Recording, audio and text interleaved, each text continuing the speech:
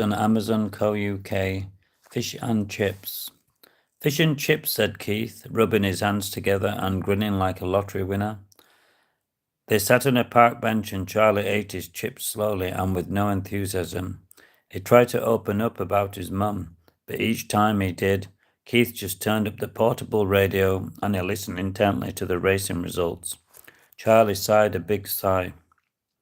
He felt trapped and there was nothing he could do about it. Come on, Beauty, Keith shouted as Charlie dropped his chips onto the floor. Charlie could hear the pounding of the hoofs and the commentator's voice was blaring out so loud in the park that it was almost as if they were at the races.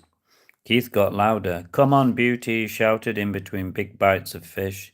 Then he was on his feet and the chips were flying everywhere as he waved his arms about in excitement. The commentator's voice grew louder and more excited as the horses thundered over the finish line. Yes, I've won, cried Keith, and Charlie tried to smile and to look pleased for him, but it was difficult. I must have won £200, said Keith ecstatically. Whoopee, thought Charlie. This is the best day ever, said Keith, without a thought for Charlie's suffering, and although Charlie didn't have a violent bone in his body, he was tempted to punch him. All that he could think about was his mum, but he knew that he was the only one doing the worrying. It was getting cold and Charlie just wanted to go home. Keith seemed to take an age at finishing his fish and licking the bits from his fingers, and they walked back to Charlie's home in silence. It was just the way Charlie wanted it.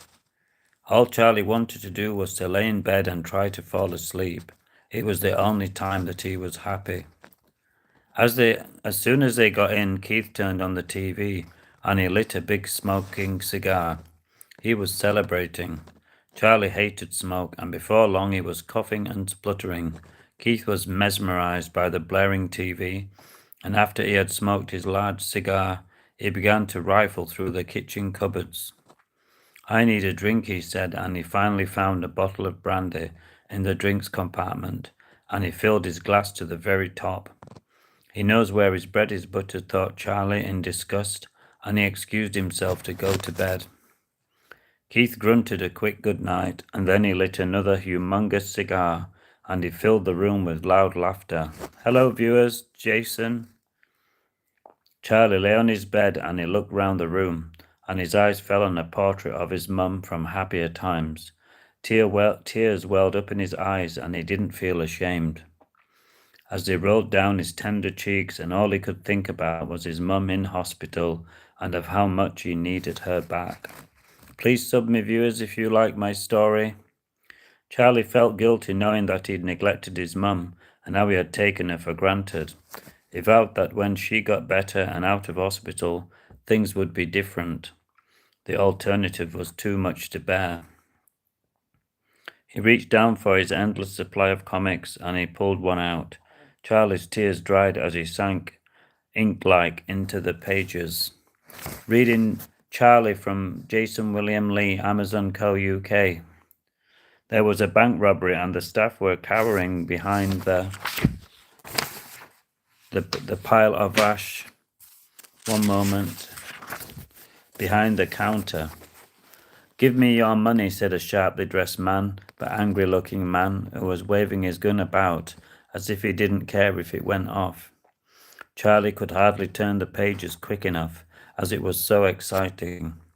He was convinced that the supervisors were going to be shot as they crouched in fear, and his heart began to race quickly, and he turned the pages and the gun was covered with webbing and the bullets hit the net like damp squids. Charlie smiled for the first time that day. He could always rely on Spider-Man to cheer him up, even if it was his imagination. Downstairs the TV was still blaring, and Keith was making his way through his third bag of crisps. The floor was littered with crumbs, but he didn't care. He drank another bottle of beer and he belched in satisfaction. Keith knew when he was on to a good thing, and he had no intention of leaving. Charlie fell asleep with the comic on his lap, and he dreamed a dream of better days. Keith did the same, but his dream was far less pleasant. In his dream, he was being pursued by ghosts, but they were ghouls of his own making. After a few more days, Mary returned from the hospital.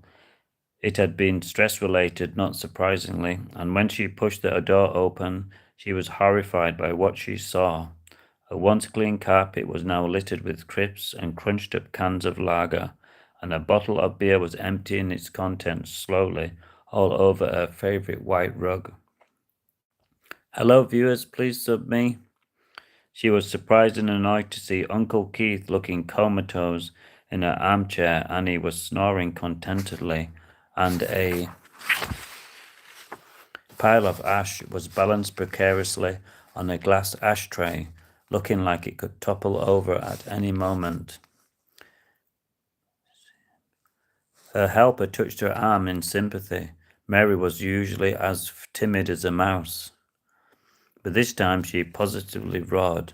"Get up," she shouted so loudly that all of the pictures on the walls shook. "Don't worry yourself," said the nurse, who was looking worried as she held her arm protectively. Keith stirred slowly like an old bear that had been hit by a tranquilizer dart. He still had crisps on his chin, and he was tempted to lick them.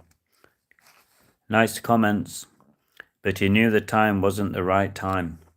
"Oh, hello, Mary," he said, rubbing his eyes and his runny nose. "Nice to see you again," he said with a big fake yellow smile. "Please sub me, viewers." "It's not nice to see you," said Mary, getting uncharacteristically angry. The nurse held her arm tightly. The last thing that she wanted was another stressful episode. Keith coughed and spluttered as he was not used to being spoken to that way, but he knew that he had overstayed his welcome. "I will have to find another person to help me out," he thought selfishly. He had no conscience.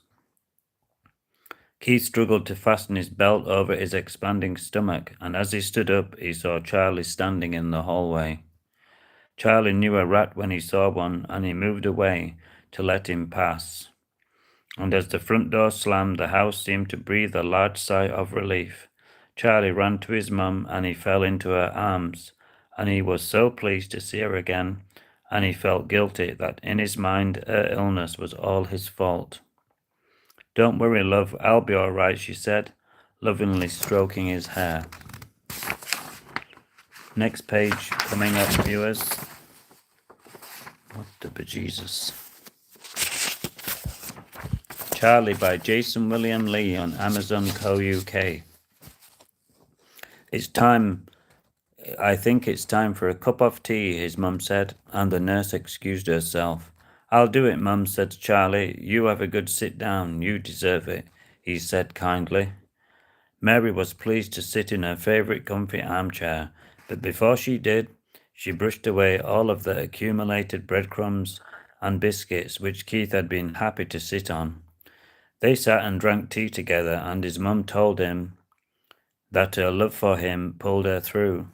Charlie nearly began crying, and Mary reached over and she held his hand. "Don't worry," she said. "We need to make the most of our time together," as she sipped at her tea. "Life is precious and short," she said. "We cannot waste another minute." Charlie knew that she was right, but he didn't know what to say, so he decided not to say anything. Charlie could only drink so much tea, and soon it was time for him to go out and explore. "Don't worry, love," his mum said. "I'll be okay with my books," Mary said as she turned the pages of an impossibly big fat book. She was back to normal. "There's more to life than books," said Charlie, and he was surprised at his rudeness. "And comics," Mary said with a smile. Charlie shut the front door behind him with a heavy heart. Charlie walked along the street, avoiding the puddles and daydreaming as usual. He was so pleased not to be at school, but he needed to find things to do, and it wasn't easy. As he got closer to the town, he heard the sound of a commotion in the distance.